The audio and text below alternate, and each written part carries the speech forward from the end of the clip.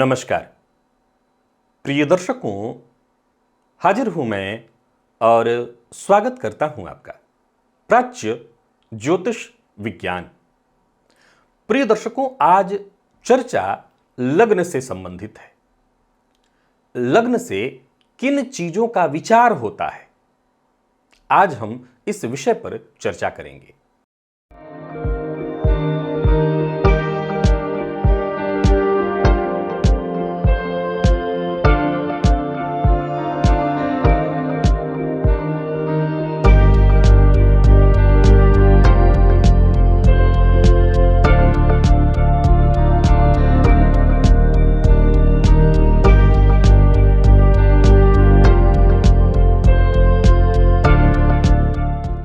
प्रिय दर्शकों, 12वें भाव से लेकर के द्वितीय भाव पर्यंत प्रत्येक भाव से किन विषयों का विचार करना चाहिए हमने पिछले दिनों में जान लिया है। आज लग्न की चर्चा करेंगे। यह बताने की आवश्यकता नहीं है कि जन्म कुंडली में लग्न ही सबसे ज्यादा महत्वपूर्ण है। सभी भावों में लग्न को सर्वप्रथम रखा गया है। लग्न विशेष महत्वपूर्ण है। लग्न के कारक ग्रह सूर्य, बुध और गुरु हैं। प्रिय दर्शकों, लग्न में मिथुन, कन्या, तुला, धनु और कुंभ राशि को श्रेष्ठ राशियां मानी गई हैं। अब देखा जाए तो किसी भी जन्म कुंडली के बलाबल को लग्न से ही आंका जाता है। जन्म कुंडली में यदि लग्न कमजोर हो, लग्नेश कमजोर हो, तो जातक का जीवन आजीवन संघर्षमय बनकर के रह जाता है। लग्नपति यदि कुंडली के तृक भाव 6, 8, 12 में जाकर के बैठे हों तो भी जातक का जीवन बेहद संघर्षमय हो जाता है। लग्न पापकर्तरी योग में हो, लग्न पर पापक ग्रहों की दृष्टि हो, तो भी जातक को जीवन काल में विशेष संघर्ष का सामना करना पड़ता है।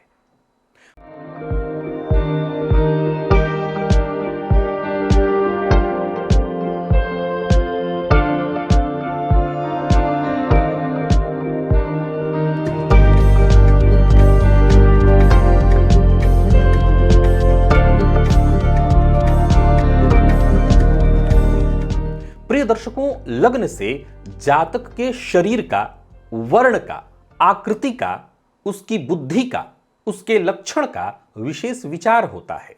वैसे देखा जाए तो जन्म कुंडली अध्ययन में लग्न इतना महत्वपूर्ण है कि लग्न से सभी बातों का विचार होता है।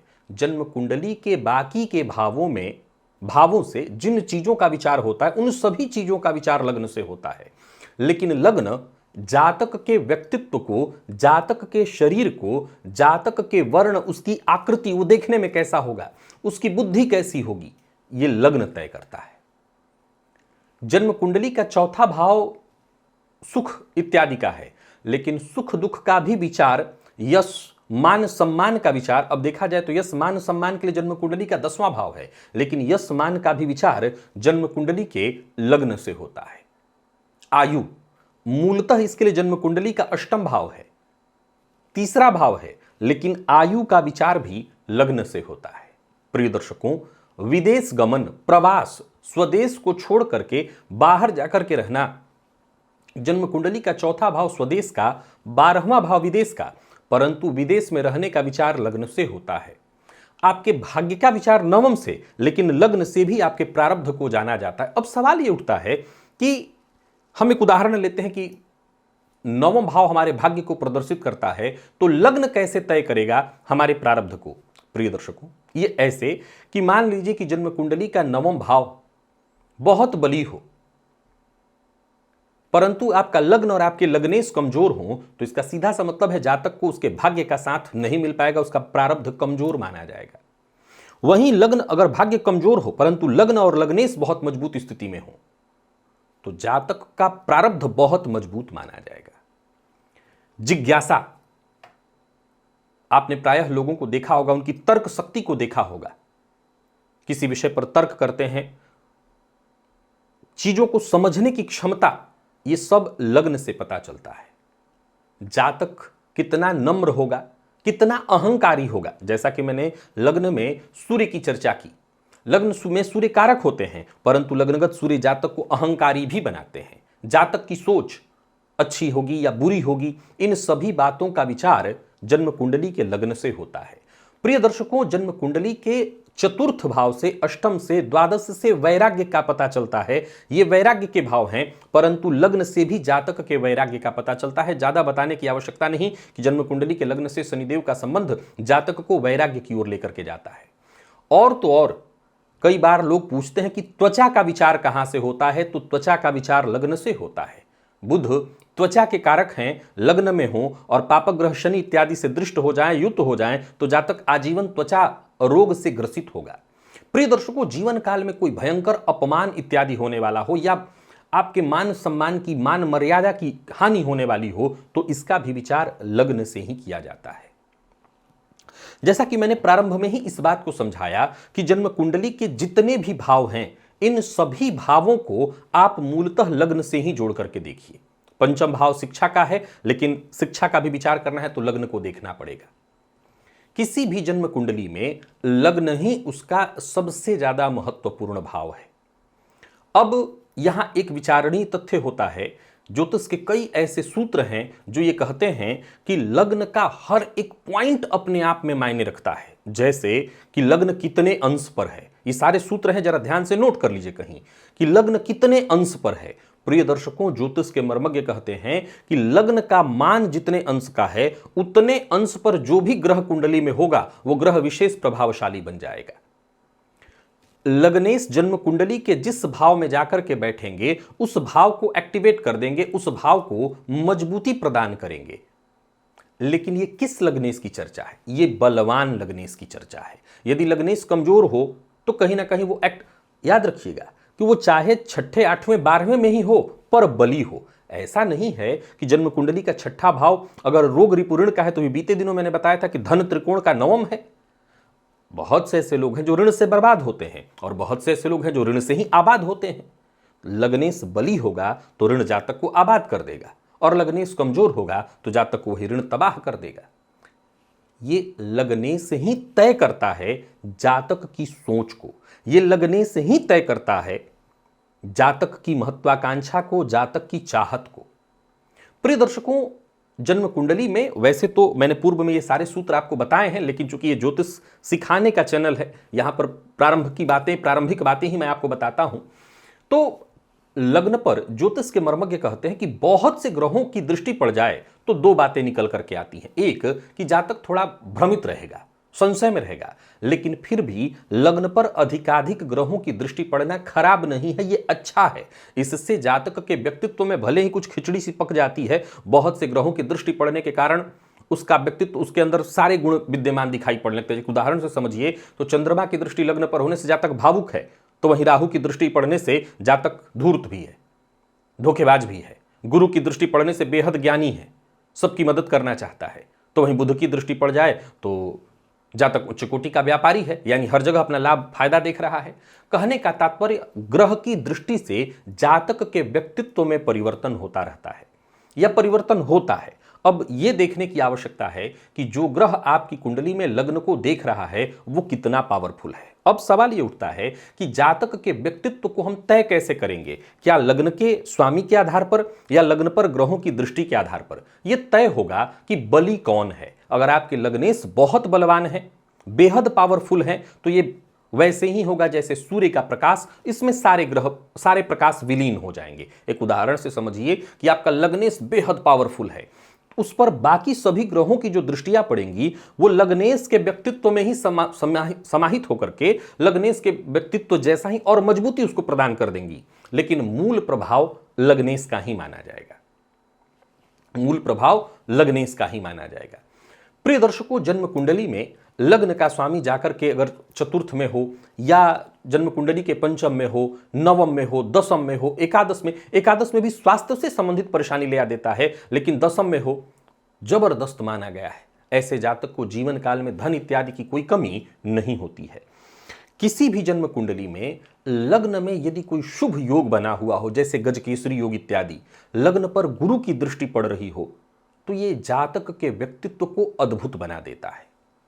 जैसा मैंने 4 राशियों की आपके सम्मुख चर्चा की कि लग्न में मिथुन राशि को, कन्या को भी श्रेष्ठ ही माना गया है, लेकिन मूलतः 4 जो राशियां हैं वो मिथुन है, तुला है, धनु है और कुंभ है। इन 4 राशियों को लग्न में बहुत श्रेष्ठ माना गया है। 5वीं कन्या भी है, कन्या का भी प्रभाव लग्नगत अच्छा माना गया है।